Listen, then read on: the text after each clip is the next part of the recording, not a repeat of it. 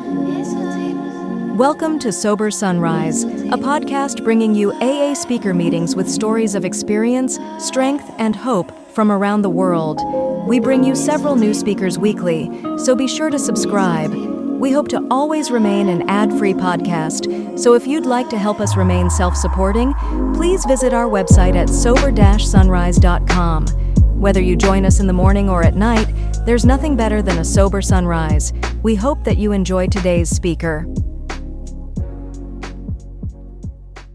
Basically today we're going to go ahead and Scott's going to start us off with a little overview of what's in the preface and the forewords, and then I'm going to give a little bit of history on the doctor's opinion and its importance and how it came to be part of the basic text of the Big Book of Alcoholics Anonymous.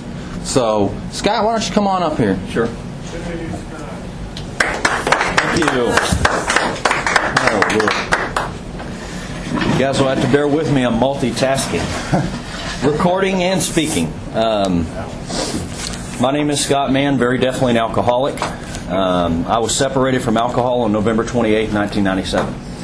It's a real honor to be here with you guys. Before I get started, I want you to know that each and every one of you people has influenced my sobriety. I am absolutely convinced that every single person that walks in these doors has influenced my life in one way or another.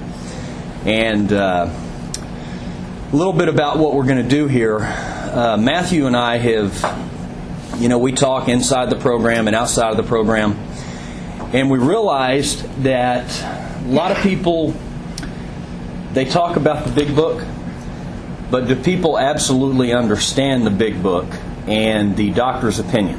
Okay? One of the biggest myths, and I want to start out with this, one of the biggest myths you hear in these rooms is that there's 164 pages. Matter of fact, let's get a show of hands. How many people's sponsor has said read the first 164 pages? And guess what? You probably skipped over the doctor's opinion, right? Right? Have you drank again? Yeah? Well, I like audience participation, and I think that's what's going to open this up for everybody to feel like we're a part of. I do not represent Alcoholics Anonymous. I represent a sober person who has stayed sober in spite of myself. Okay? But I think that the doctor's opinion is the essence of the first step. If I don't understand the doctor's opinion, real good chance I'm going to drink booze again. Real good chance. Because the doctor's opinion lays out the allergy, the obsession of the mind, and obviously the spiritual malady. The three parts, the body, the mind, and the spirit of the illness. I used to understand the spirit of the illness, but I guarantee I didn't understand the body or the mind. I just thought it was only a moral issue. Okay? I.e., I went down to the Pentecostal church every Sunday morning, every Wednesday night, and I rededicated my life. But for whatever reason, I couldn't stop drinking when I did that. And I had no idea this is not just a moral issue. Okay? They didn't tell me that at the Pentecostal church. They didn't say, well, buddy, you're suffering from an allergy of the body, and you're condemned by an obsession of the mind to drink yourself to death. They said, brother, just keep coming back to the altar calls. God's going to change your life. And I'm not here to talk about what the Pentecostal church did or didn't do. But that was my experience prior to coming to Alcoholics Anonymous. Long story made short, I want to start out at the very beginning. The doctor's opinion is what we're hoping we'll get through today. But I want to start you guys out on the preface. Can I say a prayer? Open the meeting with a prayer? Yeah, you forgot the prayer, didn't you? Thank you, John. I'm an alcoholic. That's okay. Yeah, let's go ahead and have a prayer, guys. Let's have a moment of silence followed by the serenity prayer.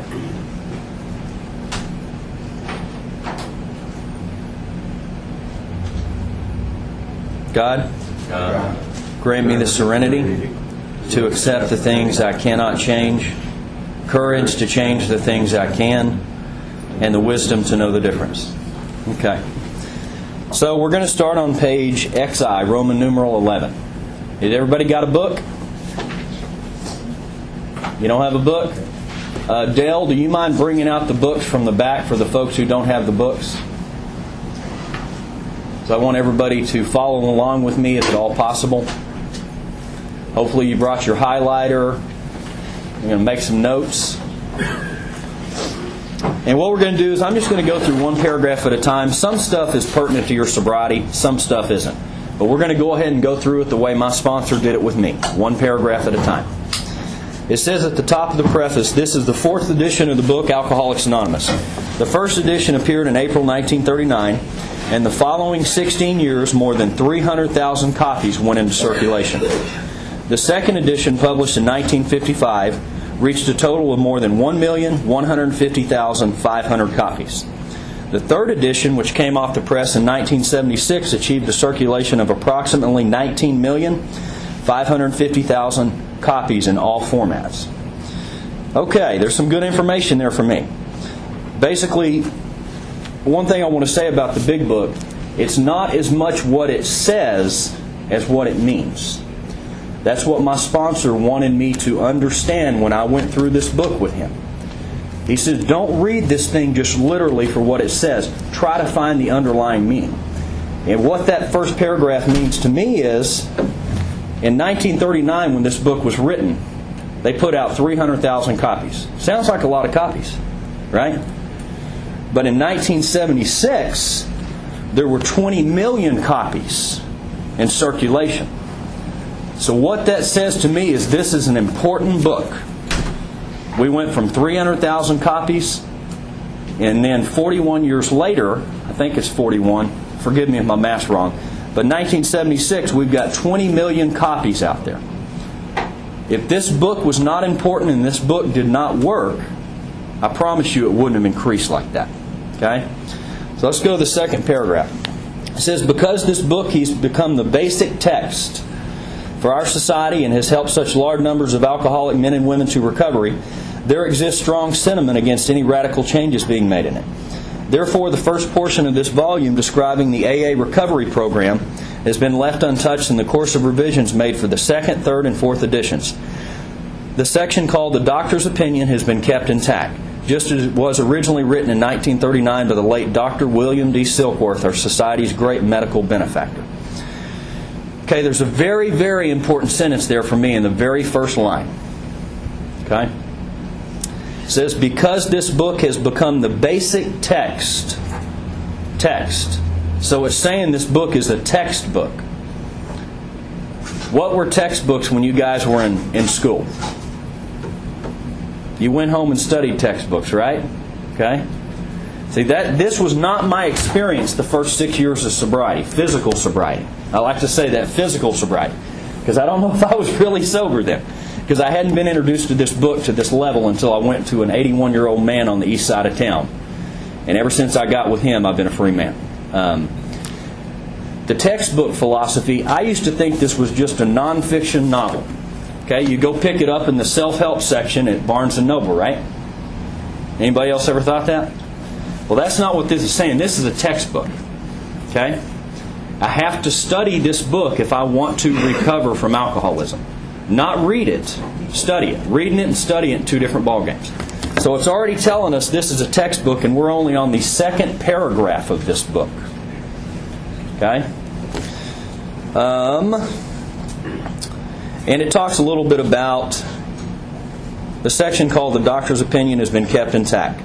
So the doctor's opinion has stayed the same since 1939. I.e., once again, there's some important information in that chapter. Otherwise, they would have changed it by now. So, let's go to the third paragraph. It says, the second edition added the appendices, the 12 traditions, and the directions for getting in touch with AA. But for the chief change was in the section of personal stories, which was expanded to reflect the fellowship's growth. Bill's story, Dr. Bob's nightmare, and one other personal history from the first edition were retained intact. 3 were edited, and one of these was retitled.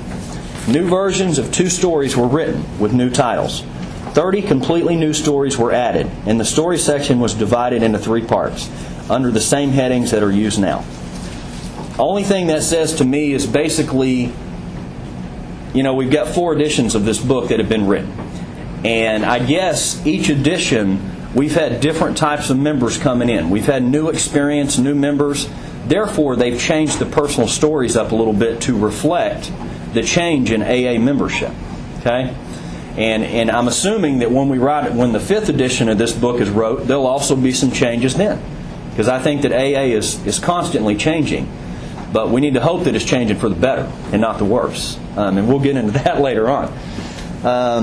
So the third edition, Part 1, Pioneers of AA, was left untouched. 9 of the stories in Part 2, They Stopped in Time, were carried over from the second edition.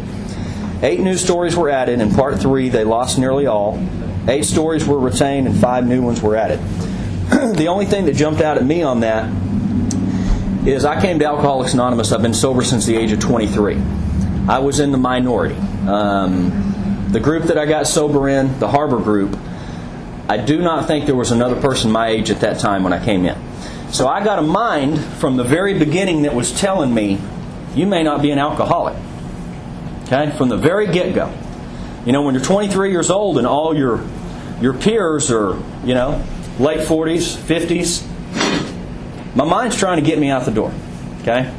And some of you guys can probably still relate to this. You may think you're too young to be an alcoholic now. Right?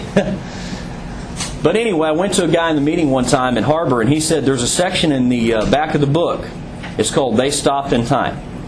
And it was written from young people's perspectives. That man may have saved my life that day.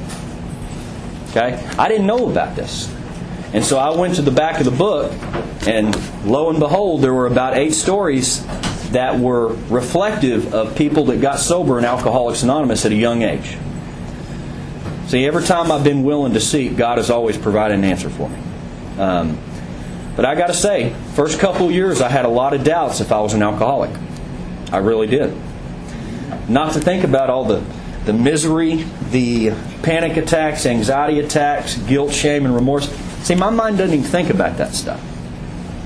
It talks about that. We're unable to bring into consciousness the suffering and humiliation of even a week or a month ago. So I'm sitting in Alcoholics Anonymous wondering if I'm an alcoholic. I didn't remember the time I wanted to blow my brains out at the age of 20 years old. Okay?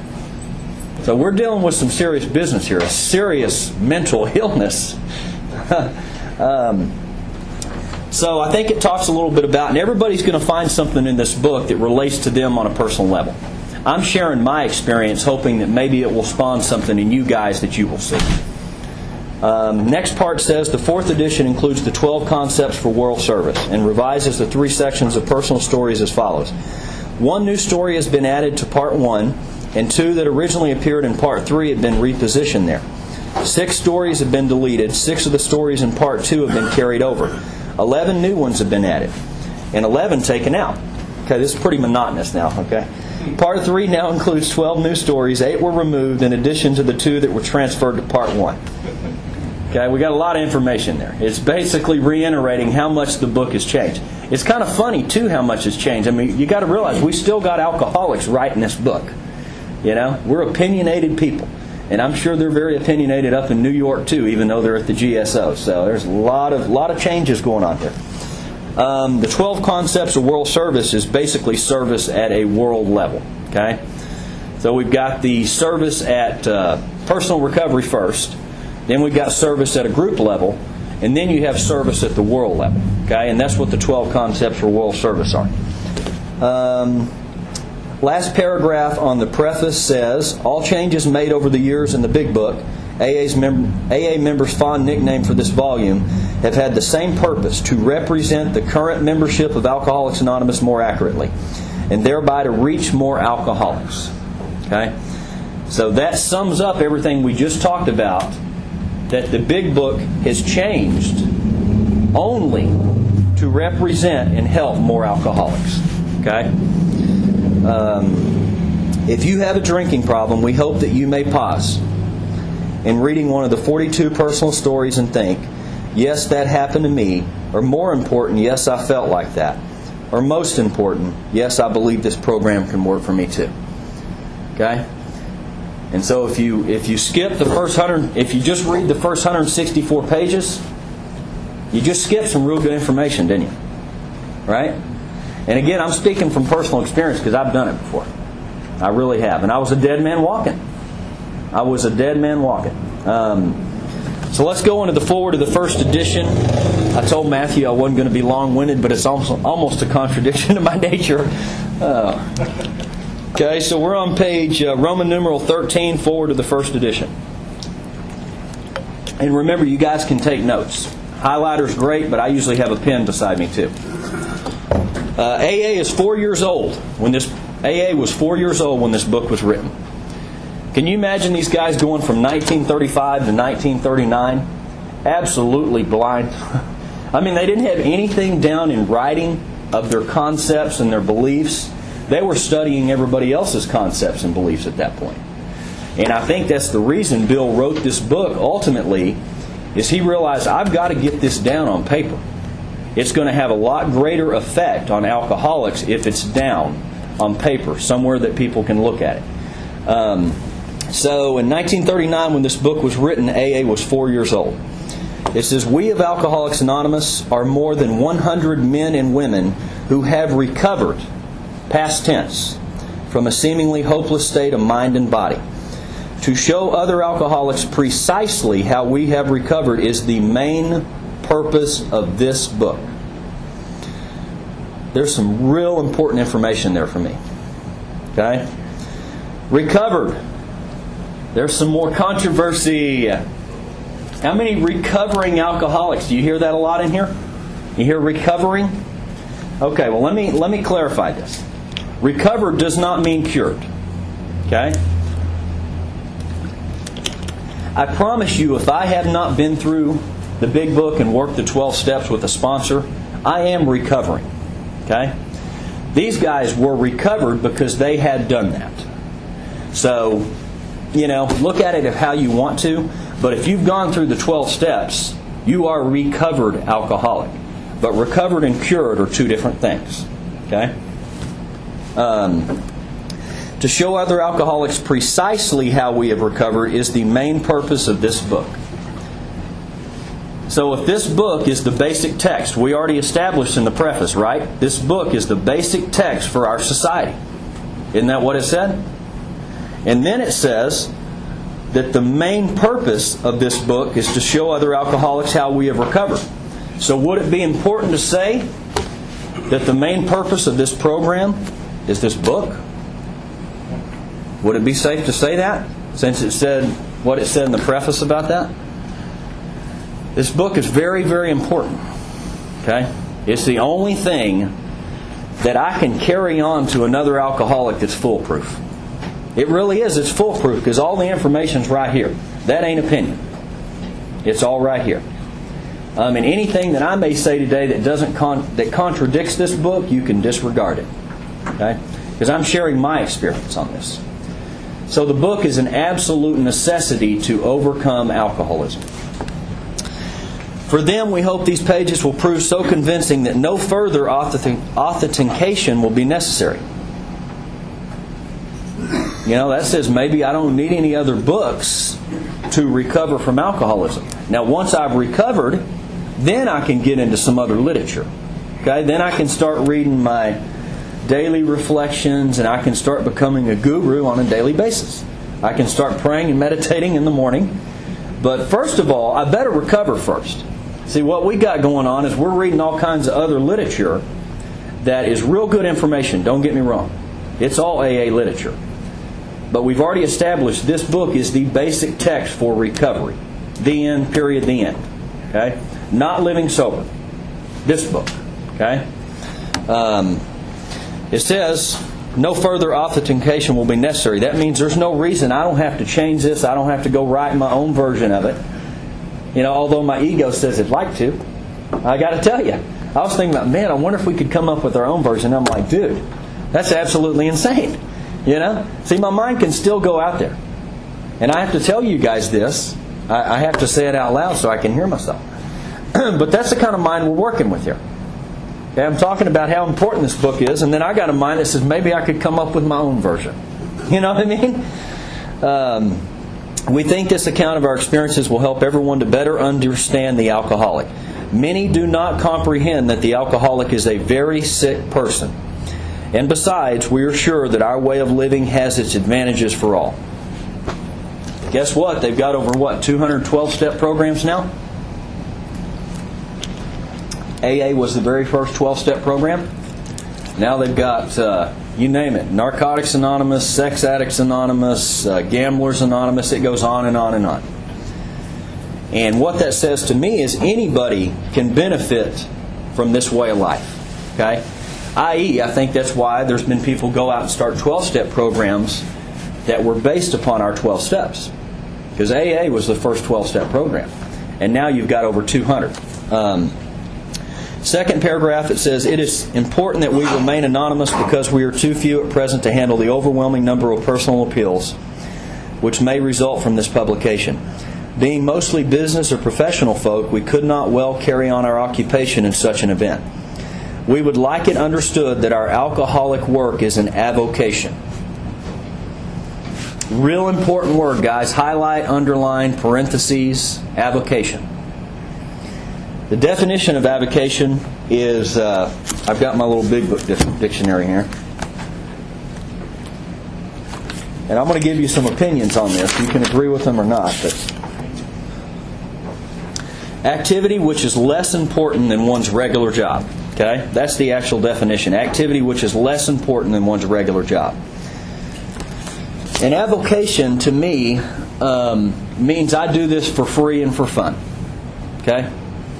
Whenever I get done talking today, I'm not going to ask you guys to write me a check for my services. Okay? Because this is an avocation. If I start charging money for this, you might as well go buy me a funeral plot. Okay? Really. You might as well. And this is my opinion and my opinion only. I think that's part of the reason treatment centers don't have the success that Alcoholics Anonymous does.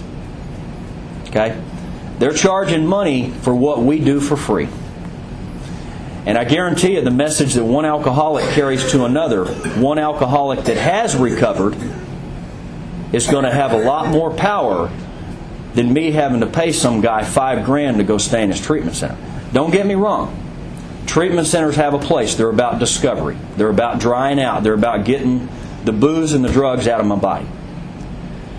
But one alcoholic helping another for free and for fun is the oldest principle known to man.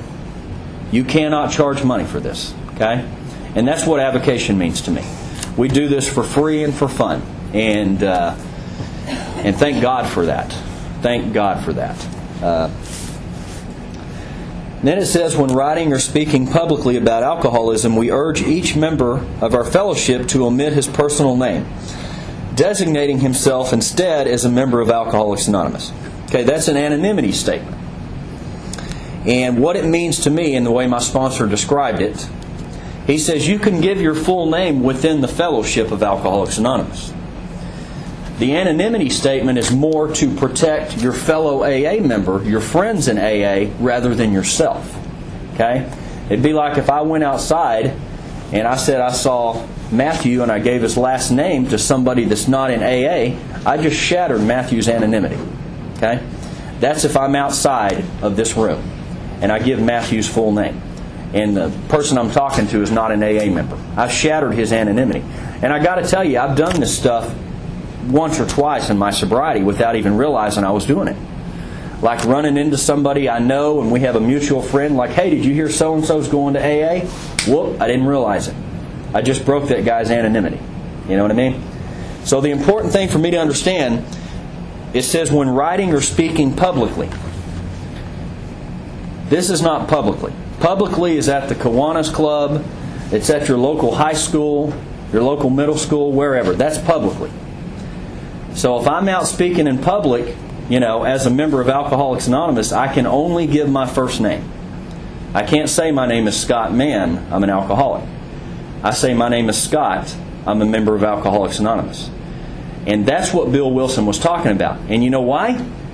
Because back then they only had 100 members. Guess what? They didn't have every group in town for people like us to go speak at. They had to go to churches. They had to go to the Kiwanis Club because they didn't have anywhere to go speak. That's why Bill Wilson wrote this anonymity statement. This does not apply as greatly to us today as it did to them back then because there was only 100 of those people. They were very limited on where they could go share their stories. And we're going to read about that in the foreword of the second edition, where they go and they spoke at a couple of special dinners for people that were non-AA members. So the important thing for me to know is within the fellowship of Alcoholics Anonymous, I can give my full name. But once I leave these rooms and I go speak in public as a member of Alcoholics Anonymous, I better just give my first name only, okay, to protect AA and protect anonymity. Next paragraph says, very earnestly we ask the press also to observe this request, for otherwise we shall be greatly handicapped. We are not an organization in the traditional sense, conventional sense of the word. There are no dues or fees whatsoever. The only requirement for membership is an honest desire to stop drinking. We are not allied with any particular faith, sect, or denomination, nor do we oppose anyone. We simply wish to be helpful to those who are afflicted. The last sentence sounds kind of like that avocation again. I really want to be helpful to those who are afflicted. I don't, have any other real needs that I need to have met here than help somebody that's a fellow alcoholic. Funny about this, the foreword of the first edition, Bill, our third tradition, stated the only requirement for membership was an honest desire to stop drinking. Well, if we look at it now, it doesn't say anything about honest. And now this is folklore, but I heard Bill took honest out because there ain't an alcoholic on the planet who knows how to be honest when he comes in here. And I heard that's why he took it out. But anyway, matter of fact, I don't know if I could have handled that either when I came, because honesty was definitely not my best policy, I got to tell you. So I think it's kind of ironic he originally had honest in there, and now it's just a desire to stop drinking, which is important. We shall be interested to hear from those who are getting results from this book, particularly from those who have commenced work with other alcoholics. Okay? We should like to be helpful to such cases. It says, inquiry by scientific, medical, and religious societies will be welcome. That's pretty open-minded, wouldn't you say? Pretty open-minded. He's saying we'd be glad to hear from scientists, doctors, religions, and that once again reconfirms that AA does not have all the answers to every problem known to man. Okay? Otherwise, he wouldn't be saying, you're welcome to ask us any questions you might have. Okay? We don't have all the answers. I'm not a doctor. I'm not a lawyer. I'm not a romance counselor. Okay? I'm just a sober member of AA who has stayed sober. And that's what I really have to pass on fundamentally. Okay? Forward to the second edition, which is on page 15, Roman numeral 15. I want to say this real quick while we're doing it, guys. Matthew, I don't know if you mentioned that we're going to have we want to have kind of an Ask It Basket question and answer time. So for anybody that has any questions on what we're going over today that you want to ask, go ahead and write it down on a piece of paper, put it in the basket, and when we have a little break after the first hour, we'll come back and try to answer all those questions. And if we can't get to all of them for some reason, we'd be glad to answer any questions at the end of the deal today. So, guys, feel free to write down any questions you might have, okay? Because that's what we're here for. Forward to the second edition. So this was written in 1955. AA is 20 years old at this point. Okay? So it's been 16 years since the last writing. It says, since the original foreword of this book was written in 1939, a wholesale miracle has taken place. Our earliest printing voiced the hope that every alcoholic who journeys will find the fellowship of Alcoholics Anonymous at his destination. Already, continues the early text, 2s and 3s and 5s of us have sprung up in other communities. What that's saying to me is AA is continuing to grow. Okay? It's continuing to grow, and even after 16 years, it's continuing to grow. So 16 years have elapsed between our first printing of this book and the presentation in 1955 of our second edition. In that brief space, Alcoholics Anonymous has mushroomed into nearly 6,000 groups whose membership is far above 150,000 recovered alcoholics. So we've got 150,000 recovered alcoholics. In 16 years prior, we had 100. So do you think this program works? Do we have any doubt yet? We still got any doubting Thomases out there like me? We went from 100 recovered alcoholics. 16 years later, we got 150,000. That speaks for itself, I'd say. Groups would be found in each of the United States and all of the provinces of Canada. AA is flourishing communities in the British Isles, the Scandinavian countries, South Africa, South America, Mexico, Alaska, Australia, and Hawaii. All told, promising beginnings have been made in some 50 foreign countries and U.S. possessions. Some are just now taking shape in Asia. Many of our friends encourage us by saying that this is but a beginning, only the augury of a much larger future ahead. And let's look up augury, because I forgot what that meant. Okay. Augury. Augury is a sign, an indication, something that indicates future happenings. Okay? And Bill uses a lot of language in here. I got this little big book dictionary when I was in Akron at Founders Day this year. And I tell you, this thing is a lifesaver, man. And you can buy them online too, by the way. They've got, I don't know if you've seen them before. The spark that was to flare into the first AA group was struck at Akron, Ohio in June 1935 during a talk between a New York stockbroker, Bill Wilson, and an Akron physician, Dr. Bob Smith. 6 months earlier, the broker had been relieved of his drink obsession by a sudden spiritual experience. Following a meeting with an alcoholic friend who had been in contact with the Oxford groups of that day, he had also been greatly helped by the late Dr. William D. Silkworth, a New York specialist in alcoholism who is now accounted no less than a medical saint by AA members, and whose story of the early days of our society appears in the next pages. From this doctor, the broker had learned of the grave nature of alcoholism.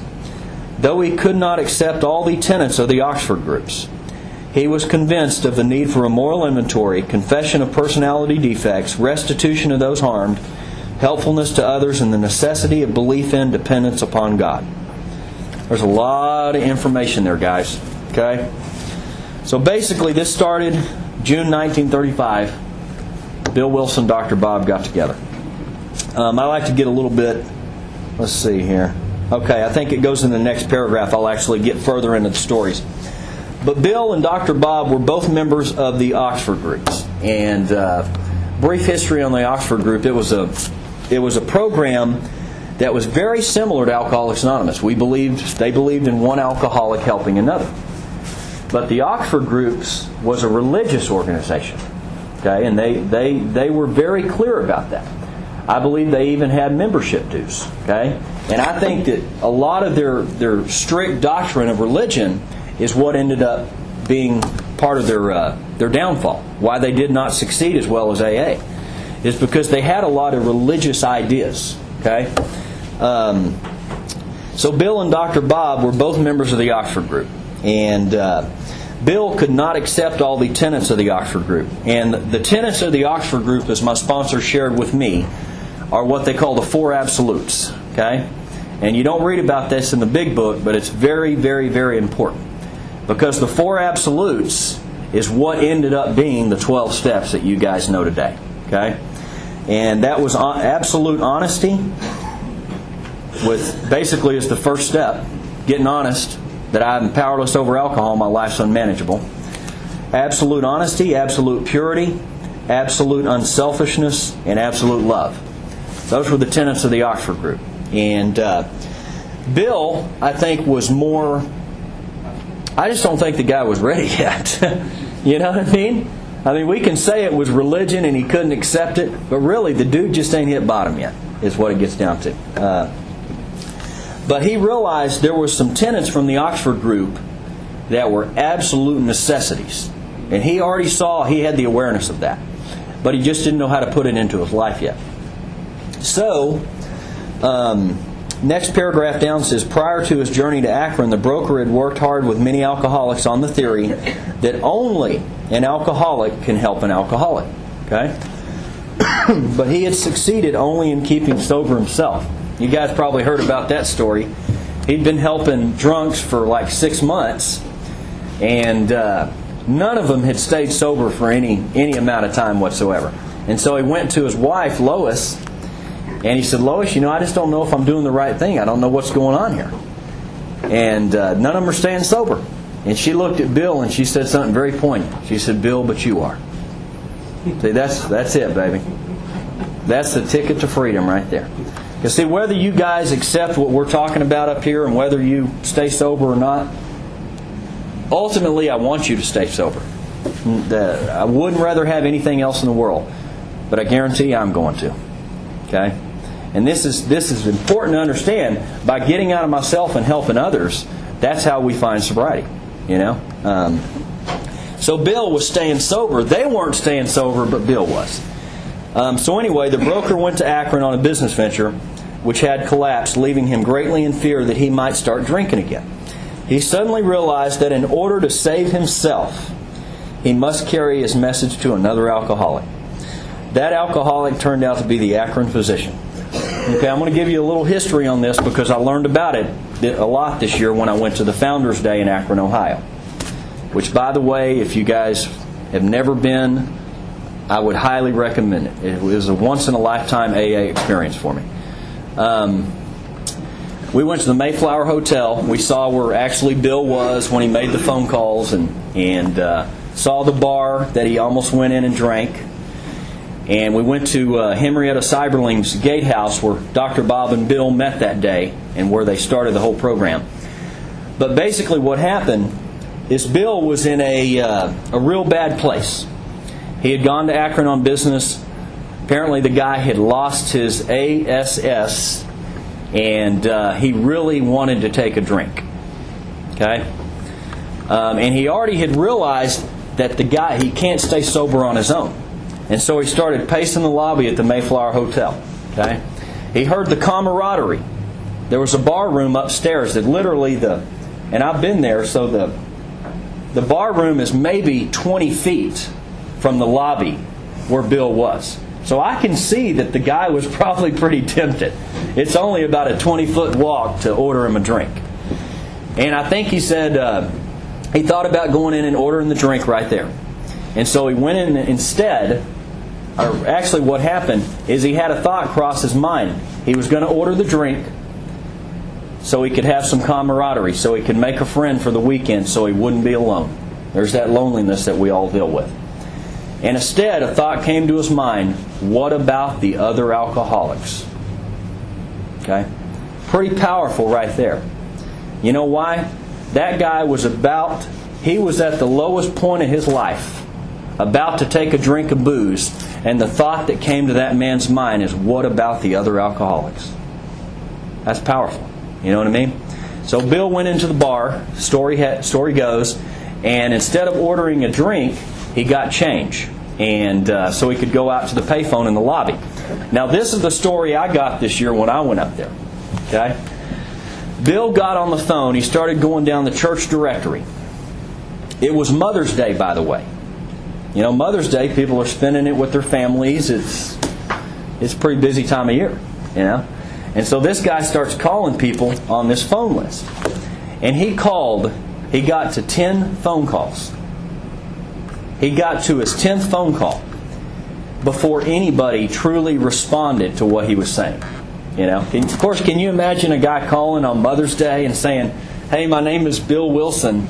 I'm an alcoholic staying at the Mayflower Hotel. I need to find another alcoholic to talk to. You know what I mean? If I got a phone call before I came here like that, I might be like, this dude's neurotic. You know what I mean? So, and I think some of the phone calls he made within those 10 calls, a couple of the people said, well, why won't you come join us in church tomorrow? So some of them were compassionate, but they still couldn't provide another alcoholic. And so I believe about the 10th phone call, he called a person named Walter Tunks, a reverend. Okay? Walter Tunks was very receptive, although he was busy too. He said, I do think I know somebody. And he knew Henrietta Seiberling. Okay? So Walter Tunks put Bill with Henrietta Seiberling. Well, Henrietta Seiberling came from the Goodyear Tire and Rubber family in Akron, Ohio.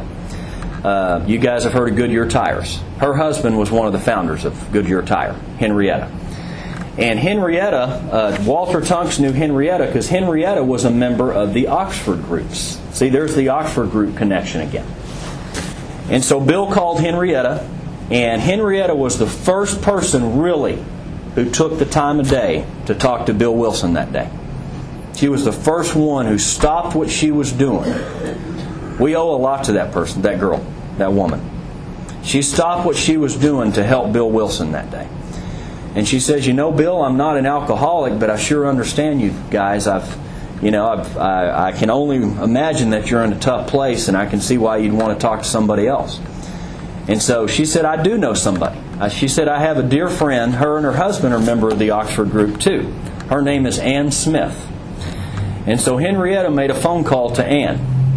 And Dr. Bob was pretty much 3 sheets in the wind that day. So Ann said, "Hey, Henrietta's on the phone, Bob, and there's some man from Akron staying at the Mayflower Hotel who'd like to talk to you." And Bob was wasted at this point. It's like late in the afternoon, on Mother's Day. He said, "Oh, I don't want to talk to that guy. Tell him to call tomorrow." You know what I mean? And anyway, long story made short, Henrietta said, "Well, Bill, Dr. Bob, he's not in a good place today, but can you make it till tomorrow?"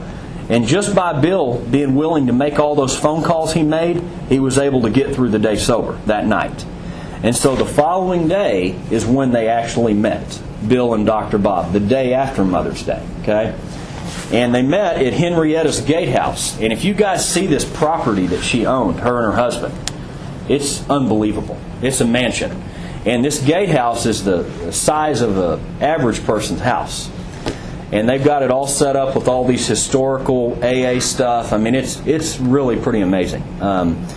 But anyway, Bill and Dr. Bob, Henrietta and Ann, Dr. Bob's wife and Henrietta, put those two guys together. Okay? And Dr. Bob said, "I'm only going to give the guy 15 minutes. Okay? Well, 6 hours later, they left there. And Bill Wilson obviously didn't take a drink. Dr. Bob didn't end up getting drunk after Bill went back to New York. He had to go back out for one more experiment. He wasn't quite convinced, And but shortly thereafter, and Matthew's going to touch on this, the next part of our session. He's going to touch on what Bill finally said to Dr. Bob to sway his opinion, to change his mind.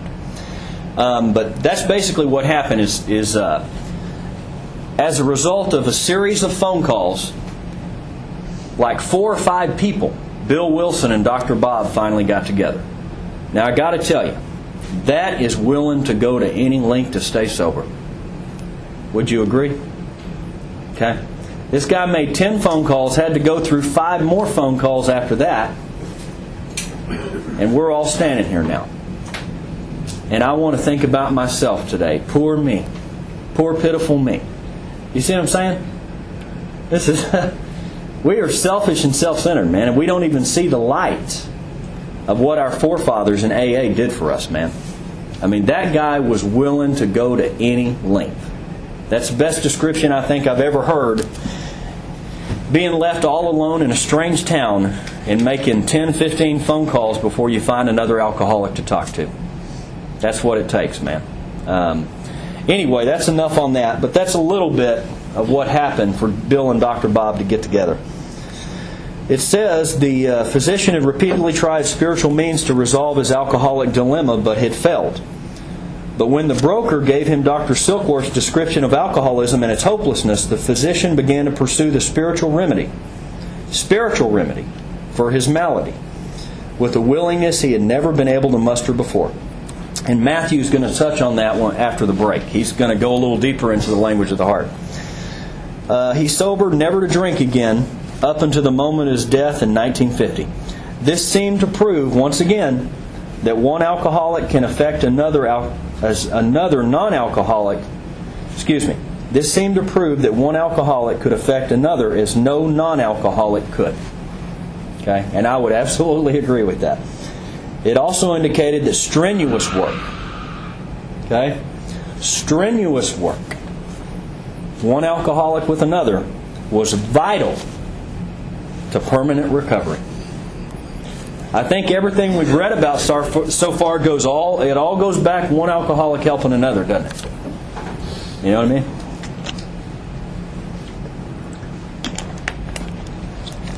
I hadn't seen strenuous work with other alcoholics in a long time, guys. Have you guys ever seen strenuous work with other alcoholics? No, you have? Okay. Yes, I have. Okay. In Dallas. It's few and far between now, though, isn't it? Not in Dallas. Not in Dallas? Good. Well, we just need to bring that over here to Fort Worth, don't we? So let's go on. Top of page, we're on Roman numeral 17. Hence the two men set to work almost frantically. I mean, he uses some pretty big words to describe this. Upon alcoholics arriving in the ward of the Akron City Hospital. Their very first case, a desperate one. Man, and that's what it takes. He's got to be desperate to get this. Recovered immediately. Now, I hear that he really didn't recover immediately. I hear that it took a while for Bill Dotson to recover, and became AA number 3. He never had another drink. And by the way, AA number 3 was a man by the name of Bill Dotson. Okay? He never had another drink. This work at Akron continued through the summer of 1935. There were many failures, but there was an occasional heartening success. When the broker returned to New York in the fall of 1935, the first AA group had actually been formed, though no one realized it at the time. Okay, so the first official AA group was in Akron. Okay, that's where the first official group was. A second small group promptly took shape at New York, to be followed in 1937 with the start of a third group at Cleveland, which was, I believe, started by a man by the name of Clarence Snyder. Okay, a lot of people say that Clarence Snyder is the guy who invented sponsorship. A lot of people say he's the one who is responsible for sponsorship. He wrote the Home Brewmeister, and I believe it was the first or second edition of the Big Book. Very, very spiritual man. I was reading some information on Clarence Snyder. And Clarence, when he got a newcomer, he took that newcomer through the steps in about 72 hours. All 12 steps in 72 hours. Again, I hadn't seen that around here in a long time. Okay, and I don't do it myself. But can you imagine? That's serious business. And another thing about Clarence, though, he was a very religious man. And so part of him sponsoring somebody is they had to accept Jesus Christ as their Lord and Savior. And I'm not going to go into that deeply, but of course we can talk about that too, because it all goes back to the big book anyway. But Clarence was the guy who I believe started AA in Cleveland. That's been my understanding. And he did a lot of miracles. He performed a lot of work in Alcoholics Anonymous. Incredible man. Besides these, there were scattered alcoholics who had picked up the basic ideas in Akron or New York, who were trying to form groups in other cities. By late 1937, the number of members having substantial sobriety time behind them was sufficient to convince the membership that a new light had entered the dark world of the alcoholic. And what that meant to me is the miracle of God was finally working in their life. It was now time, the struggling groups thought, to place their message in a unique experience before the world. And once again, that's when they realized, we got to put all this down on paper. We got to be able to pass this on and be able to show people what we're talking about. You know what I mean? And that's when Bill Wilson started writing this book. The determination bore fruit in the spring of 1939 by the publication of this volume. The membership had then reached about 100 men and women. The fledgling society, which had been nameless, now began to be called Alcoholics Anonymous, from the title of its own book. Okay, so once again, it all goes back to this program, the meeting we're in today, all goes back to this book. Okay, without this book, there would be no AA meeting. And see, we got the cart before the horse. We're doing it backwards. We're coming to AA, and we're just going to meetings, and we're not studying this book. But the book is what should come first, then the meetings. You see what I'm saying? So once again, the book is how the whole fellowship really began. The flying blind period ended, and AA entered a new phase of its pioneering time. It's because they finally had something they could read and study. It wasn't opinion anymore, you know. Those first 4 years, there's a lot of opinion because they didn't have anything really set in stone yet. With the appearance of the new book, a great deal began to happen. Dr. Harry Emerson Fosdick, the noted clergyman, reviewed it with approval. In the fall of 1939, Fulton Oursler, the editor of Liberty magazine, printed a piece in his magazine called Alcoholics and God. And I actually printed that off the internet yesterday. I was doing some research on what we're doing. And it's a very cool story, if you guys haven't read it, this Alcoholics and God. This brought a rush of 800 frantic inquiries into the little New York office, which meanwhile had been established. Each inquiry was painstakingly answered. Pamphlets and books were sent out. Businessmen traveling out of existing groups were referred to these prospective newcomers. New groups started up, and it was found, to the astonishment of everyone, that AA's message could be transmitted in the mail as well as by word of mouth. By the end of 1939, it was estimated that 800 alcoholics were on their way to recovery. Okay, I'm big on statistics and numbers. So, in the spring of 1939, when Bill wrote this book, there were 100 members, right? 100 recovered alcoholics. And by the end of 1939, after this book was put out in the world, there were 800. Okay, so we're talking about a 6-month period. We went from 100 members to 800. In the 4 years prior, without this book, we only got 100 members. Okay? So you can again see the importance of this book, that this was truly the way they carried the message to one another. In the spring of 1940, John D. Rockefeller Jr. gave a dinner for many of his friends, to which he invited AA members to tell their stories. News of this got on the world wires, inquiries poured in again, and many people went to the bookstores to get the book Alcoholics Anonymous. By March 1941, the membership had shot up to 2,000. Then Jack Alexander wrote a feature article in the Saturday Evening Post and placed such a compelling picture of AA before the general public that alcoholics in need of help really deluged us, which means overwhelmed. By the close of 1941, AA numbered 8,000 members. The mushrooming process was in full swing. AA had become a national institution. Okay, so spring of 1939, we got 100 members. By the end of 1941, we got 8,000. And in the first 4 years, without this book, we only got 100, period. So we went from 100 members to 8,000 in 2.5 years after this book came out. Okay? Again, it's one thing to have experience and share your opinion with an alcoholic, but it's another thing to have it in writing. Okay? So this is the message, this book.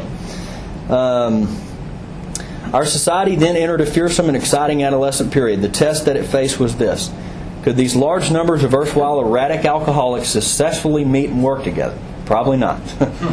Would there be quarrels over membership, leadership, and money? Would there be strivings for power and prestige? Yes, yes, yes. Still have it today. Would there be schisms which would split AA apart? Soon AA was beset by these very problems on every side and in every group.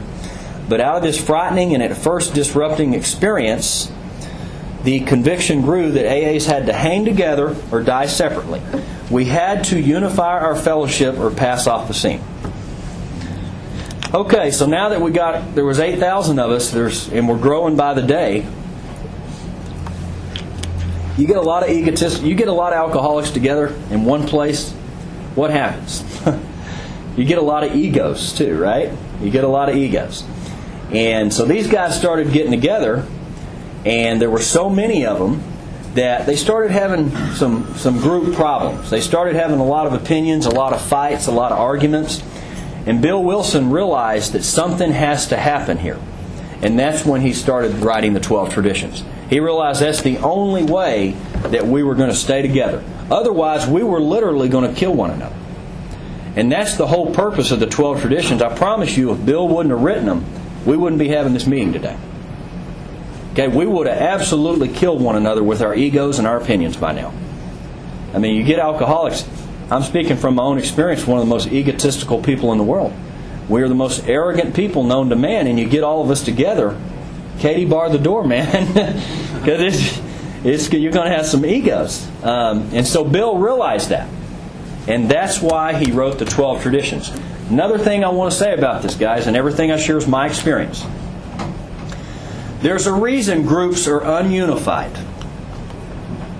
Okay? There's a reason. It's because there's no personal recovery first. There's no personal recovery first. I have to recover through this book, through the 12 steps, before I can ever become unified. Matter of fact, before I work the steps, guys, I got to tell you, none of this mattered to me whatsoever. I'd talk about drug addiction, sex addiction, you name it, in AA meetings. Because I hadn't recovered. My ego was still running the show. My mind had not changed yet. I had not had a psychic change. So before the traditions can truly be practiced by an individual member of AA, he has to have recovered through the 12 steps. That's how it's always been for me. The person that I was before I recovered is not a unified person. Got to tell you, I'm not a unified individual by myself alone. And that's why we don't have unity in our groups, guys. It's because we got a lot of members that have not recovered through the 12 steps. Hate to tell you, that's it. Okay? Don't want to sound like a bleeding deacon, so I'm going to leave it at that, but this is my experience. Second paragraph down on Roman numeral 19, as we discovered the principles by which the individual alcoholic could live, which is the 12 steps, right? The principles by the individual alcoholic. So we had to evolve principles by which the AA groups and AA as a whole could survive and function. But again, the principles came first, didn't it? The steps come first. Then come the traditions. Okay?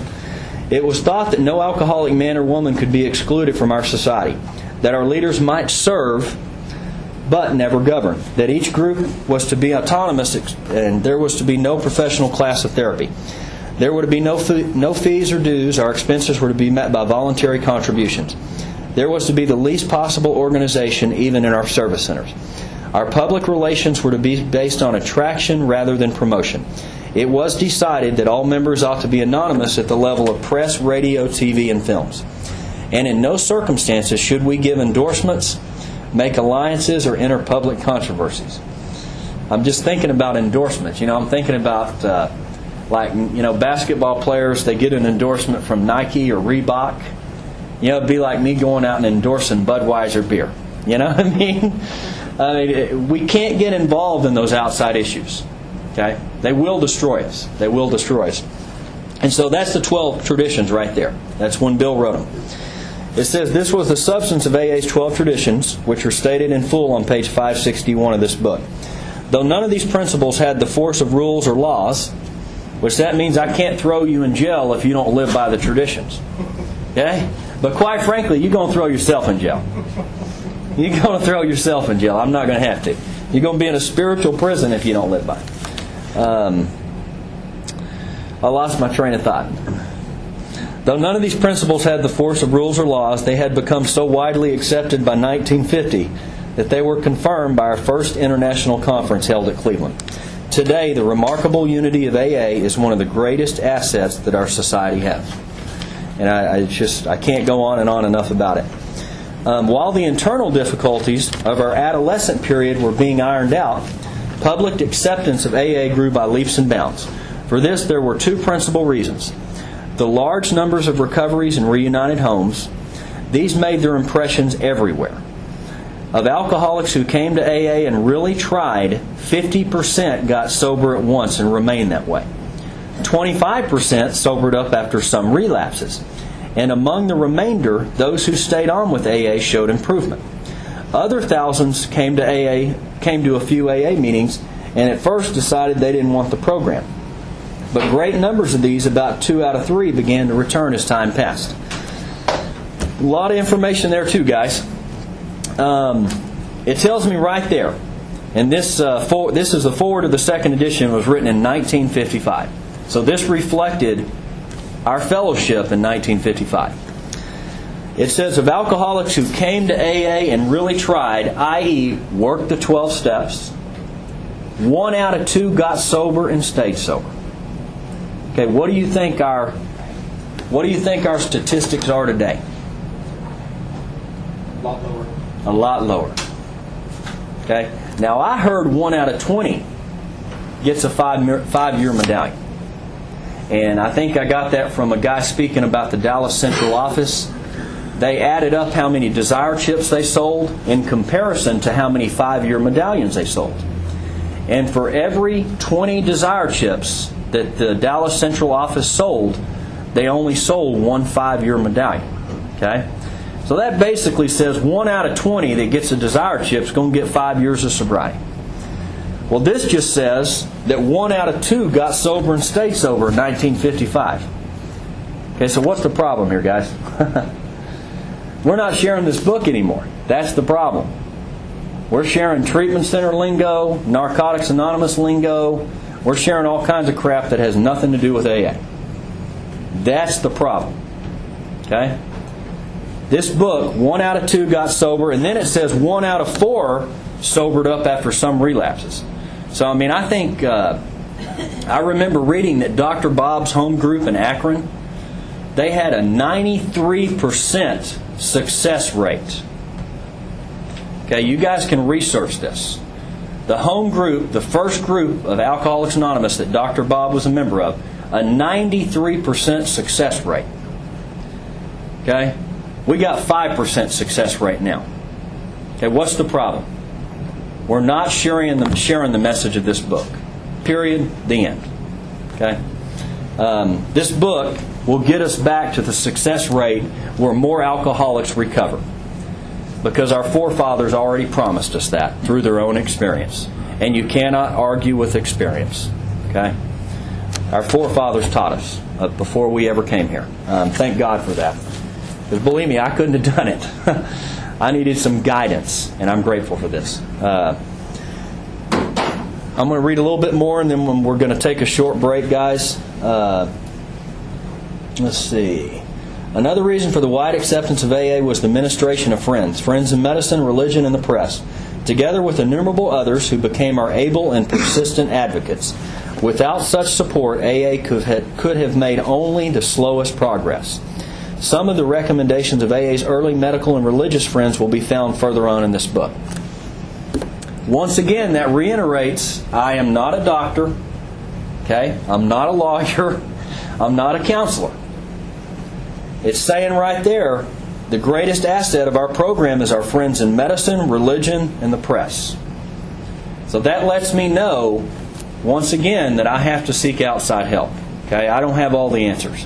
And that's another thing. The book tells us that. It's very clear. We have to seek the help of people outside of this program to help us in other areas. Alcoholics Anonymous is not a religious organization. Neither does AA take any particular medical point of view, though we cooperate widely with the men of medicine as well as the men of religion. Once again, I need doctors and I need preachers. I need both of them. And I use both of them. Okay, I go to church and I also go to my doctor. I think it's very important. Alcohol being no respecter of persons, we are an accurate cross-section of America. And in distant lands, the same democratic evening up process is now going on by personal religious affiliation. We include Catholics, Protestants, Jews, Hindus, and a sprinkling of Muslims and Buddhists. More than 15% of us are women. Okay. Well, the first thing that came to my mind is the Pentecostal church couldn't claim that. Okay? We couldn't claim Catholics, Protestants, Jews, Hindus, and Muslims and Buddhists all in one place. Okay? I promise you that's not the way I was brought up. I was brought up to be very prejudiced, very judgmental, very closed-minded. And Alcoholics Anonymous is such a powerful program, a powerful message. It doesn't matter what religion you are. It doesn't matter what color your skin is. It doesn't matter any of that. All that matters is if you want to recover. Okay? That's the only thing that matters. There ain't a church known to man that can claim that. Okay? There may be a few out there now. Maybe the Unity Church might be one close, but Guys, a 12-step program. This is powerful stuff. Okay. At our present, our membership is pyramiding at the rate of about 20% a year. So far, upon the total problem of several million and actual and potential alcoholics in the world, we have made only a scratch. And boy, that's a fact. In all probability, we shall never be able to touch more than a fair fraction of the alcohol problem and all its ramifications. Upon therapy for the alcoholic himself, we surely have no monopoly. And my sponsor told me that means AA is not the only way. Okay? AA is not the only way for an alcoholic to get sober. For me, it has been. Because I tried the Pentecostal church. I tried psychiatrist over and over and over again. And AA was the last choice for me. But we are not the only way. If you guys can find it in another place, another arena, and you can find what we find here, baby, go get it. Get it. But, for me, this has been the only thing that's held true. So, it says, yet our great hope that all those who have yet found no answer may begin to find one in the pages of this book and will presently join us on the high road to a new freedom. Okay? And we're going to take a short break. Appreciate you guys and your attention. And Matthew's going to come back up and share a little bit after that. Thank you. Okay, and one thing I want to say, at the beginning of the foreword to the third edition, AA is now 41 years old. So, first edition, we were 4 years old. Second edition, that's okay, it's just the tape. That's okay. We got 2 CDs going too, so cool. Second edition, we were, 20 years old? 20 years old, the second edition. And now in 1976, AA is 41 years old. So it's just kind of reflecting the change in our membership. It says, by March 1976, when this edition went to the printer, the total worldwide membership of Alcoholics Anonymous was conservatively estimated at more than 1 million, with almost 28,000 groups meeting in over 90 countries. So we went from 100 members to now we got over 1 million, 41 years later. So does anybody have any doubt still that this program works? Surveys of groups in the United States and Canada indicate that AA is reaching out not only to more and more people, but to a wider and wider range. Women now make up more than 1/4 of our membership. Among newer members, the proportion is nearly 1/3. 7% of the AA surveyed are less than 30 years of age. Among them, many in their teens.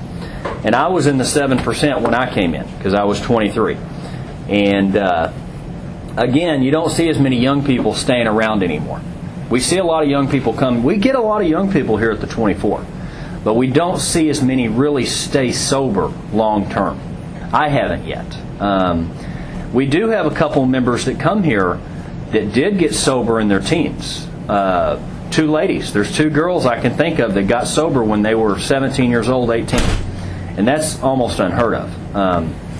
The basic principles of the AA program, it appears, hold good for individuals with many different lifestyles, just as the program has brought recovery to those of many different nationalities.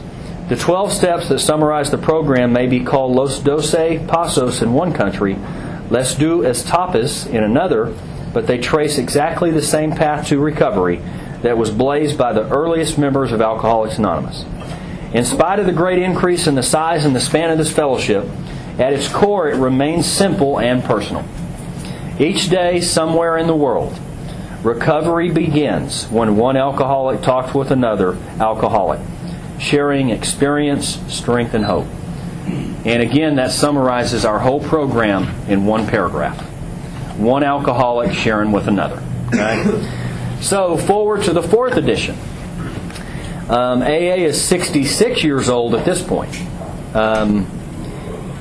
This is the 4th edition of Alcoholics Anonymous. Came off the press in November 2001. At the start of a new millennium, since the 3rd edition was published in 1976, worldwide membership of AA has just about doubled to an estimated 2 million or more, with nearly 100,800 groups meeting in approximately 150 countries around the world. Okay, so from 1976 to 2001, we've got another 1 million members at least. So I mean, we at least doubled in that 25-year period than we did in the prior 41 years, from 1939 to 76. This is, again, and I believe if we continue carrying the message of the big book of Alcoholics Anonymous, we will continue to grow. But if we keep bringing in all these outside issues of drug addiction, treatment center philosophy, all these things, we're really hindering our growth. We really, really are. And see, we don't realize it either. You don't know until you know.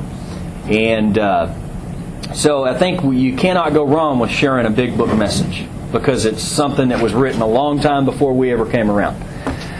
Literature has played a major role in AA's growth, to reiterate what I was just saying. And a striking phenomenon of the past quarter century has been the explosion of translations of our basic literature into many languages and dialects. In country after country where the AA seed was planted, it has taken root, slowly at first, then growing by leaps and bounds when literature has become available. Currently, Alcoholics Anonymous has been translated into 43 languages. It's pretty important stuff. As the message of recovery has reached larger numbers of people, it has also touched the lives of a vastly greater variety of suffering alcoholics. When the phrase, "we are people who normally would not mix," page 17 of this book, was written in 1939, it referred to a fellowship composed largely of men and a few women, with quite similar social, ethnic, and economic backgrounds.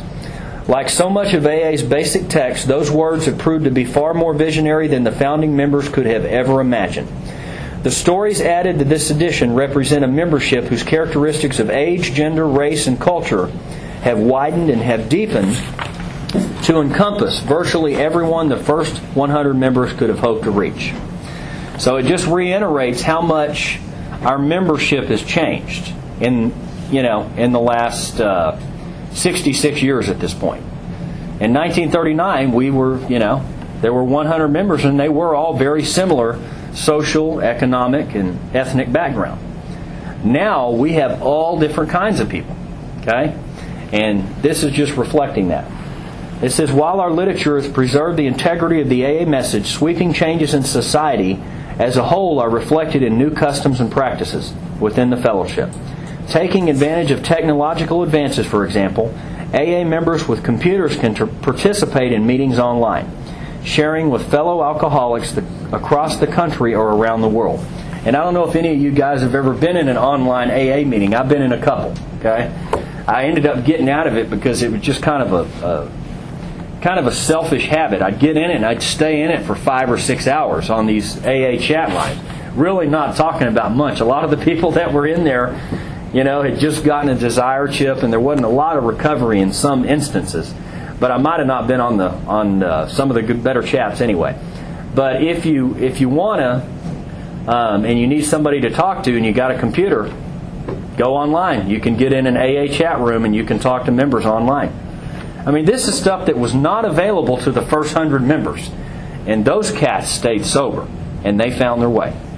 And man, we got virtually everything available to us now, and we're so selfish that we're not growing, we're not changing. If we can get back to the philosophy of those first 100 members, we'll be a lot better organization in a greater sense of helping more alcoholics. In a meeting anywhere, AAs share experience, strength, and hope with each other in order to stay sober and help other alcoholics. Modem to modem or face to face, AAs speak the language of the heart in all its power and simplicity. And I'm going to sit down now, and we're going to invite Matthew to come up, and he's going to start laying out the hopelessness of the doctor's opinion. So you guys put your hands together for Matthew. Thank you. Yay, Matthew! Well, my name is Matthew Massey, and I am an alcoholic. Hey, Matthew. And I want to hear a round of applause for Scott.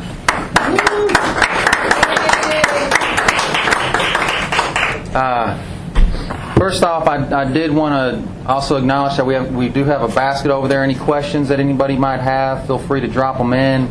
And either me or Scott will do the best that we can to answer them based on the literature. This next portion, I'm going to go into a little bit of the AA history on the doctor's opinion and on the importance of it, and then we're going to go into the doctor's opinion itself.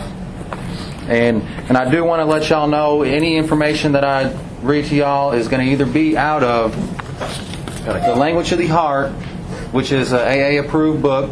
It's all Bill W.'s writings. So it's it's on a lot of good stuff. This is a good book just to get if you want to know on different issues in Alcoholics Anonymous. It kind of singles them out, especially dealing with traditions. Just terms like anonymity or self-supporting. It'll talk about that one particular principle rather than the whole tradition. But it does talk about the whole tradition as well. So it's helped me greatly. Okay, Scott kind of gave us a little bit of the AA history and the preface and the forewords. And this doctor's opinion, I'll tell you what, the first time I ever read the doctor's opinion, I must have been in Alcoholics Anonymous for 6 months. And the reason why I read it was because I was listening to a big book study by Joe and Charlie. And in this study they said that the doctor's opinion used to be the first chapter in the book of Alcoholics Anonymous. And they moved it into the Roman numerals. And they said a lot of people are missing this chapter now because who the heck wants to look at the table of contents and all that stuff? So they skipped to chapter 1. And I can testify, and I don't know if anyone else has had this problem, but has anyone here ever went to sponsor someone and they didn't know what to tell this guy? Because the guy asked you, will you be my sponsor? And I've always wanted to offer my services to someone. And I'm telling this guy what to do, but I'm telling him the wrong thing because I skip him right over the doctor's opinion. Yep. I'm one of them. I've skipped people over it. I've skipped it, and I have watched numerous people tell other people to look right past the doctor's opinion. So we're going to get into the how important this actual chapter is. I guess by December 11th. It doesn't say here the exact year, but I'm supposing that's 1934. Bill W. He came into the Charles B. Towns Hospital. There was a Dr. Silkworth in charge, and that was the chief physician of that hospital. Dr. Silkworth, it says here, for years had been proclaiming alcoholism as an illness, an obsession of the mind coupled with an allergy of the body. And that's the medical estimate of alcoholism. So Bill comes in here. He's been in there several times already, and Dr. Silkworth actually thought Bill might recover, and he had seen a few cases recover. But this last time that he came in, he realized that Bill was hopeless, and Bill also realized the same thing. And this is what it goes on to say about this. And this is Bill's words himself. He says, the verdict of science, the obsession that condemned me to drink and the allergy condemned me to die was about to do the trick. That's where medical science, personified by the benign little doctor, began to fit in. Held in the hands of one alcoholic, talking to the next, this double-edged truth was the sledgehammer which would shatter the tough alcoholic's ego at death and lay him wide open for the grace of God. Wow, they called it the medical sledgehammer back then. The doctor's medical estimate on alcoholism. See, before anything could be done, before they could accept the spiritual principles, they had to believe themselves to be hopeless, that they couldn't do anything to get or stay sober. And that's basically step 1. I'm screwed. I'm doomed. I can't. I'm sure y'all have heard that before. So then it says, in my case, it was of course Dr. Silkworth who slung the sledge, while my friend Ebby carried to me the spiritual principles and the grace which brought on my sudden spiritual awakening at the hospital 3 days later. I immediately knew that I was a free man, and with this astonishing experience came a feeling of wonderful certainty that great numbers of alcoholics might one day enjoy the priceless gift which had been bestowed upon me. Very grandiose. You know, he was ready to save the world. I can relate, man. I've been out there trying to save the world too, and I can say it didn't work. But I tried, and I didn't lose too many hairs over it. So Bill, he goes out. He's out trying to save drunks. Scott kind of went into it in the forwards. He's out trying to save drunks for about 6 months. I've read stories where he'd have drunks living in his house 5 at a time. And one particular time, Lois came home from work to see 3 drunks sitting stiff and just tense, and 2 other drunks beating each other up with 2x4s. And this is exactly what I read. This is what Bill was doing, man. He's working with the hopeless type. The hopeless type. He could get them sober, but none of them stayed sober.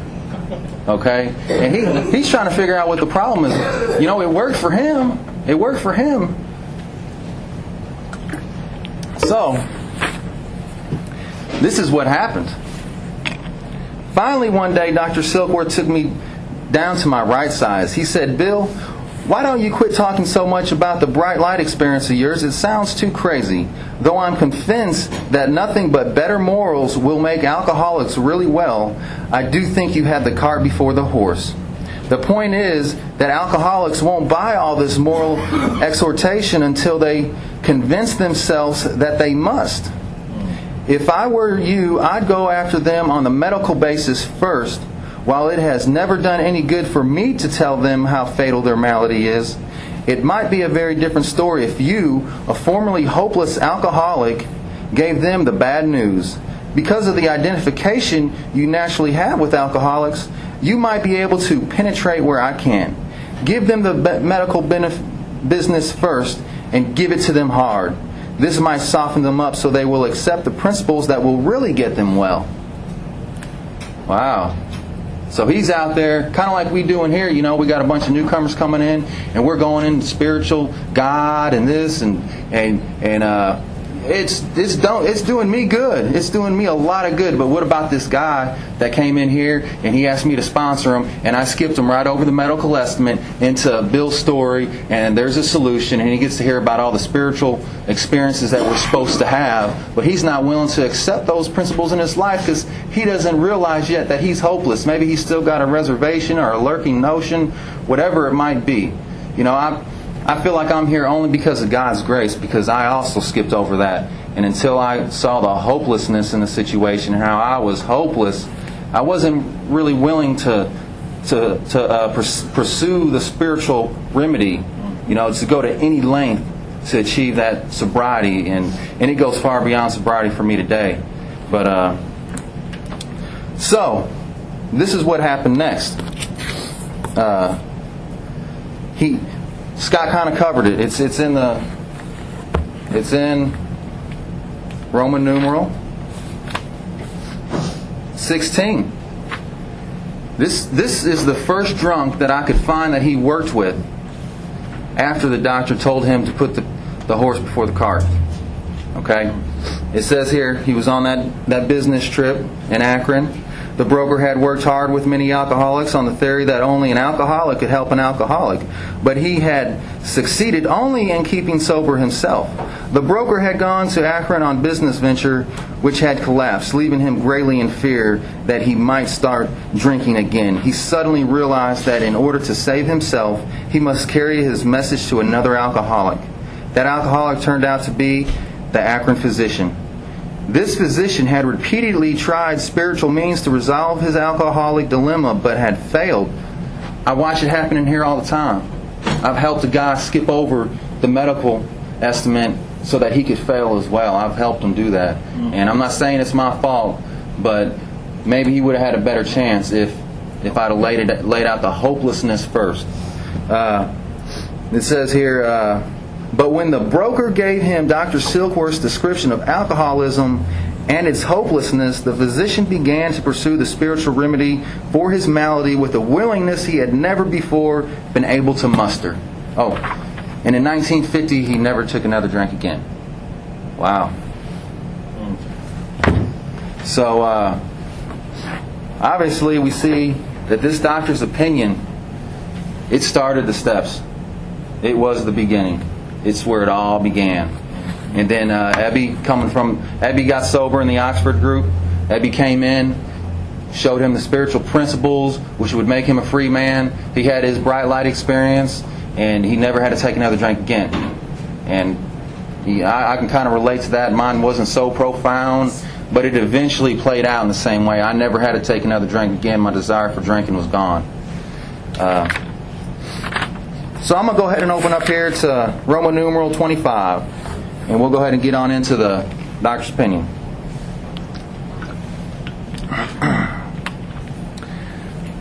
It says here, we of Alcoholics Anonymous believe that the reader will be interested in the medical estimate of the plan of recovery described in this book. Now, this is the doctor. He had already read the pages. He'd already watched us grow. The first 100 people, a lot of our members in the early times came out of his hospital. He let Bill and Dr. Bob go into his hospital and work with those drunks. They were their test monkeys. So, and I don't know about y'all, but if my doctor says that I got cancer, I'm going to believe him. And that's one reason why this is in here. Convincing testimony must surely come from medical men who have had experience with the suffering of our members and have witnessed our return to health. A well-known doctor, chief physician at a nationally prominent hospital specializing in alcoholic and drug addiction, gave Alcoholics Anonymous this letter. And that was the Charles B. Towns Hospital in New York. Okay.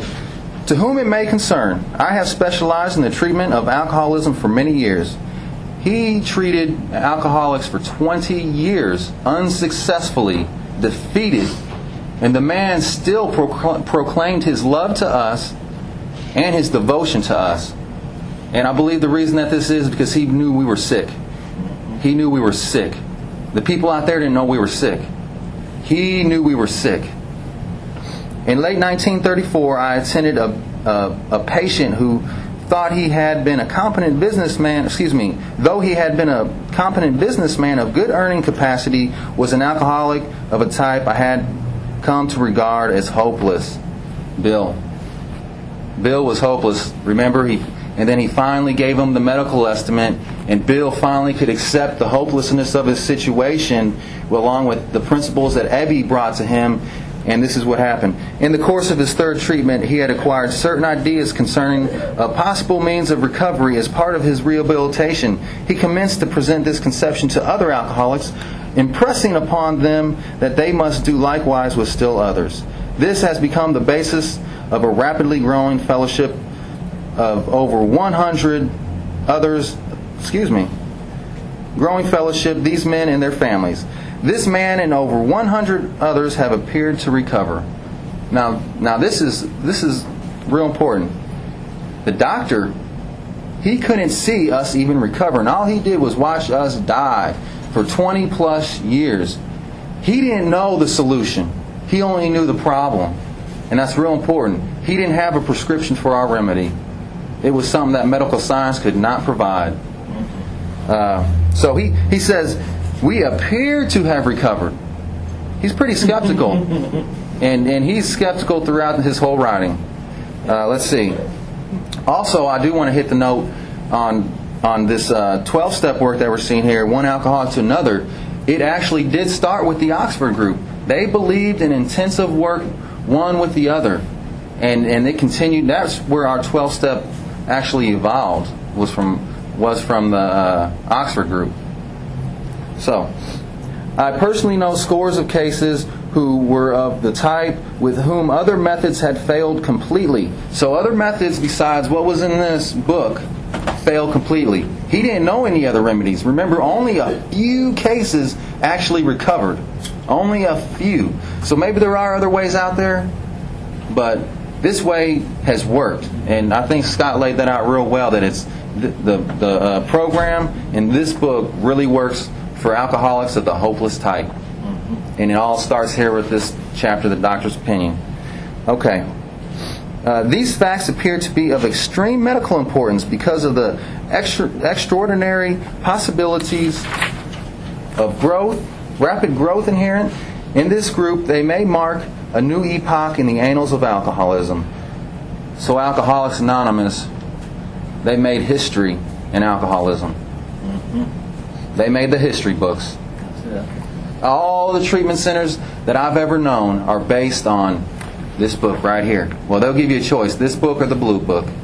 Which one do you want? And they do kind of tell you some things that might not be right.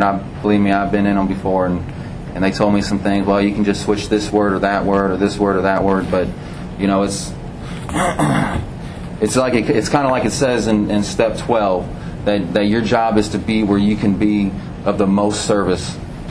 And Alcoholics Anonymous is where I can serve the best. So that's what brings me here. You may rely absolutely on anything they say about themselves. Wow, that is a characteristic of a recovered alcoholic, man. They're practicing that principle of honesty. They are practicing the principle of honesty. Very yours truly, William D. Silkworth, M.D. And this next portion is kind of Bill, I guess, he had to put his say-so in on it. Yeah, so let's go on to it. He kind of there's 2 letters here by Dr. Silkworth, and the second letter, Scott's going to come in here and take over on it. And before the second letter, Bill puts his say-so in. It says, "The physician who at our request gave us this letter has been kind enough to enlarge upon his views in another statement which follows. In this statement he confirms we who have suffered alcoholic torture must believe." So this is a must. This is a requirement. They say no requirements, but they got some musts, and I don't know about y'all, but a must is definitely a requirement. That the body of the alcoholic is quite as abnormal as his mind. It did not satisfy us to be told that we could not control our drinking just because we were maladjusted to life, that we were in full flight from reality, or outright mental defective. Okay, so I can't really adjust to life. I'm a little bit uncomfortable, discontent, irritability, the obsession. I can take a few drinks and I can bring ease and comfort to me. And I can sit down at the table with y'all, and I don't have to shake my leg and all that stuff. I'll be okay. And so I take those few drinks, and that's the way it played out in my life. I don't know how many times I've gotten sober, but it played out in my life that way. And I would just take a few drinks. That's all I wanted, was a little bit of comfort, ease. I wanted to relax. I wanted to feel good. Okay? And that's what a few drinks would do for me. But what I didn't know was that I had that sickness of the body, the phenomenon of craving. And every time, that few drinks turned into a whole lot of drinks. It turned in from a sensation to oblivion. And that's the way it worked for me. I lived that way for 13 years before I finally just couldn't take it anymore. Okay. These things were true to some extent, in fact, to a considerable extent with some of us, but we are sure that our bodies were sickened as well. In our belief, any picture of the alcoholic which leaves out this physical factor is incomplete. So obviously, if I didn't realize I had a phenomenon of craving, sure, I'm going to keep thinking that I can just take a few drinks and find that ease and comfort.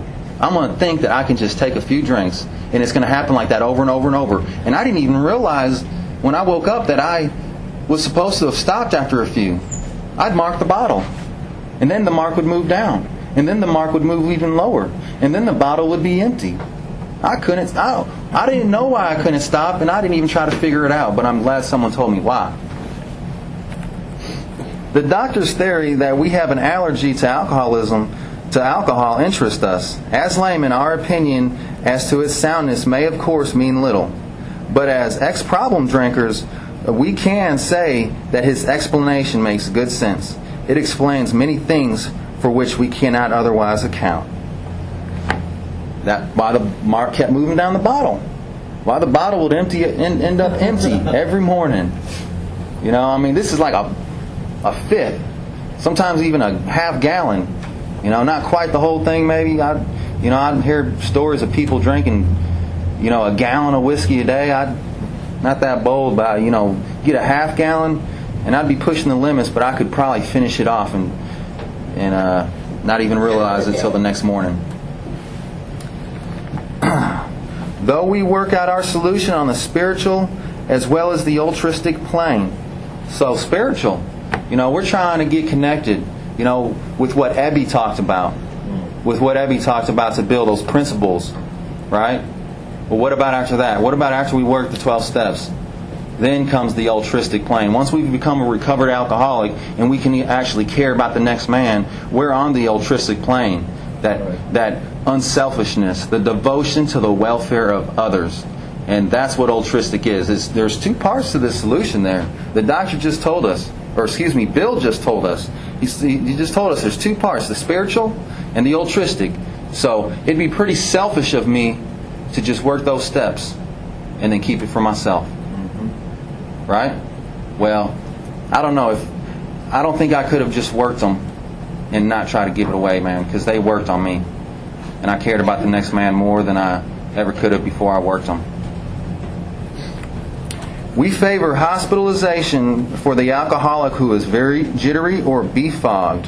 I was down there at Central Office. Me and Mark went down there yesterday, and this lady calls in and she says that thinks she needs a meeting, and she's never been to Alcoholics Anonymous before, and she's thinking about a hospital, and she goes on. We're talking for a minute, and I had to let her know first off that Alcoholics Anonymous has no opinion on those outside issues. The medical profession is something that we're not.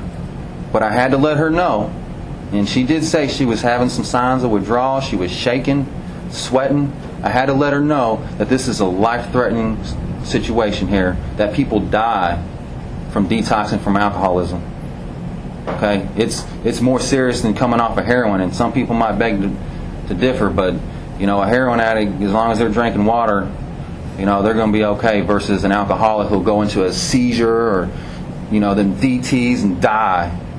So it's serious. And I don't know about looking at this medical standpoint. If I'm got the phenomenon of craving going, how could I stop? How could I stop? I'm going to need to go into the hospital. Some people need to. I needed to. I went into the hospital. It was a 24-hour observation. I didn't have any detox symptoms, but I needed to be free of that craving so that I could not take another drink. It was that craving that was making me continue to drink. So I needed to be free to that. More often than not, it is imperative that a man's brain be cleared before he is approached, as he has then a better chance of understanding and accepting what he has to offer. Yeah, I don't know. I try to work with a lot of wet drunks. It's kind of like talking to a wall, but I felt great afterwards, man.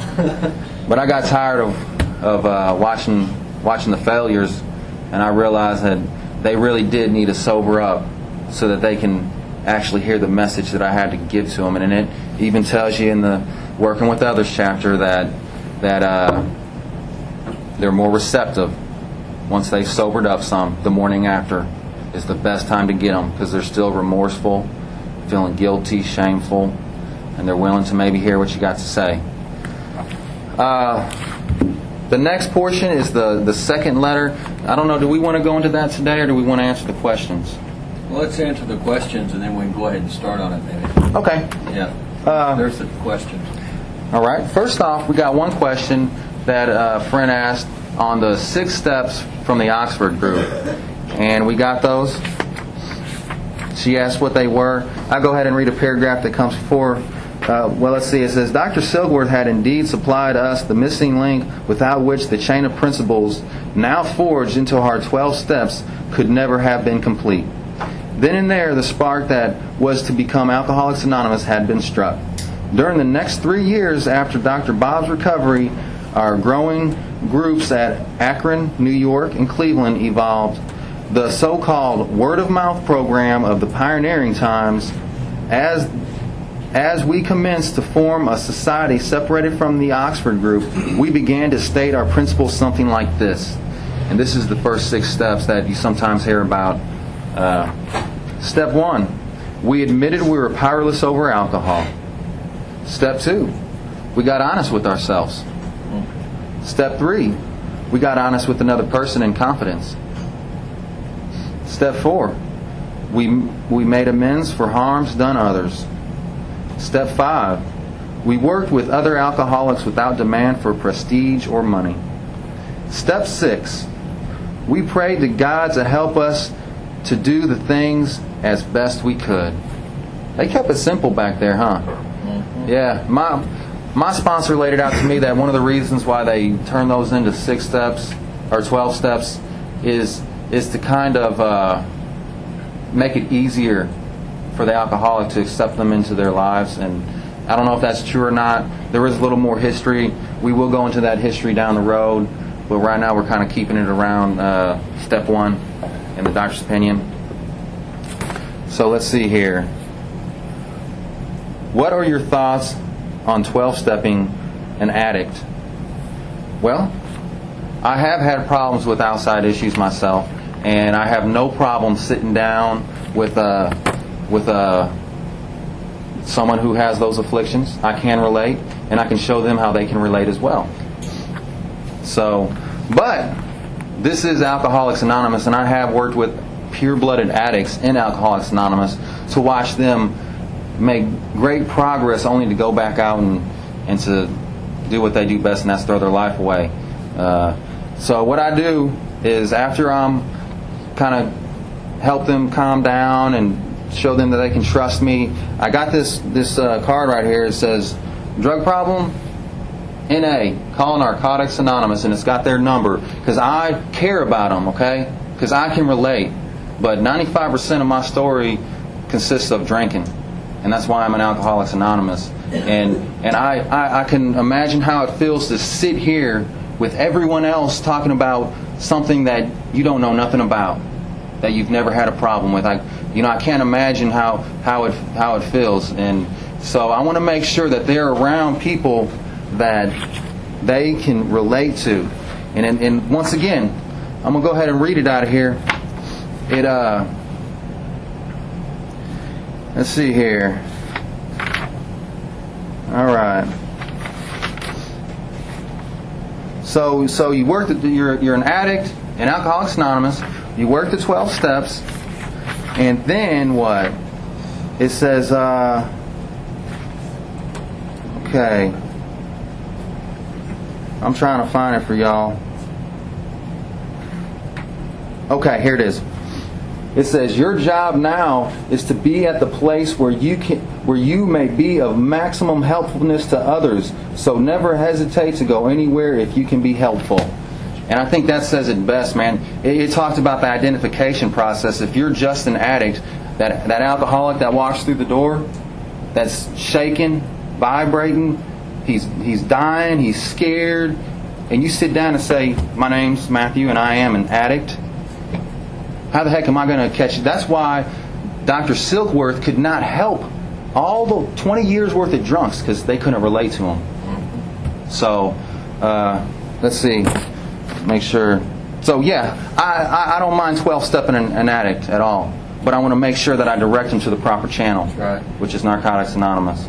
Now, we do have the personal stories in the back of our book, which consist of some drug use. But those are also alcoholics. It's okay if you got other problems than alcohol, man. I mean, we got all kinds of problems. I could make pages of problems. But if you're not an alcoholic, man, we want to make sure you're in the proper place so that you can be of the maximum usefulness to others when the time comes. So, did I answer that question properly, or is there anyone else that wanted me to elaborate? No? Okay. What do we do if family members don't always understand our decisions in our life and make us feel guilty for not doing what they want in life? Well, I can relate. My wife says that the reason our marriage failed was because of Alcoholics Anonymous. Yeah. Hey, it's obviously I wasn't doing what she wanted. Okay, now they got a good chapter in the back here. It's called The Family Afterwards. I would recommend that to any family member, and I would recommend it to the alcoholic as well, to read that chapter, because it kind of helps you to have balance. And that's what we're looking for. You know, we don't want to go to extreme in one area of our life coming off of the extreme of another, because there's not going to be balance there. We're learning to live here. You know, we're learning to live with the people in our families, and man, I've had to learn to live all over again just this past 6 months since, you know, my son comes to live with me, and it's like, you know, so now I got to balance my life out in a new way. But it's not like he can say, you know, Daddy, you're going to AA too much or something, you know. But he does say, Daddy, are you going to play with me? And sometimes I can and sometimes I can't. You know, that's just kind of the way it is. But there's also Al-Anon, kind of like the Narcotics Anonymous thing. It is a issue that there's a proper channel for it. And those people have to hit their bottom too. They've been sickened as well. It says it in here that it engulfs the lives of all who touches the sufferers. They're spiritually sick too, usually. They're suffering from selfishness and self-centeredness too. The main thing, now this is the key for me. I had to learn to love them when they let me, and when they didn't let me, I had to learn to tolerate them. And that was the real key for me to be able to handle other people's, you know, selfishness or demands. A lot of times unhealthy demands. So, any other questions? That was all of them. Can we say those 6 steps again, Sure. please?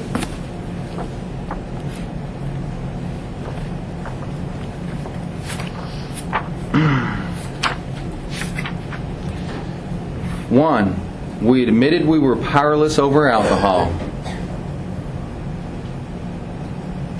Obviously, that's our step 1 a day. 2, we got honest with ourselves. That'd be step 4. 3, we got honest with another person in confidence. Step 5. 4, we made amends for harms done others. Obviously, we're making our amends there. Step 8 and 9. 5, we worked with other alcoholics without demand for prestige or money. Step 12, obviously. Given freely what was freely given to us. Step 6, we prayed to God to help us to do these things as best we could. And they talked a lot about that in here, and what they called quiet time. And they were just looking for the knowledge of God's wills in everything, even the little things, all things. So that was their last step, and it was obviously supposed to be a really important step. So yeah, I've heard that he did go back. And I heard also that even though he went back out, he stayed Bill's sponsor. Is that correct? Okay. So obviously that's the importance of the relationship between a sponsor and a sponsee. You know. So well, okay. Well, we really appreciate everyone coming out. We're going to get back together. We'll have it posted on the board up there. It'll be the 4th Saturday of next month. We're going to go into the rest of the big book a little bit more history and the steps and how they came about, so we can see how we've grown and what the importance are of the big book of Alcoholics Anonymous. If y'all would, let's share the Lord's Prayer. And an empty spiritual foundation of all of our traditions that remind us to place principles before personality. Who you see here, what you hear here, please leave it here when you leave here. Here. Thank you for listening to Sober Sunrise. If you enjoyed today's episode, please give it a thumbs up, as it will help share the message. Until next time, have a great day.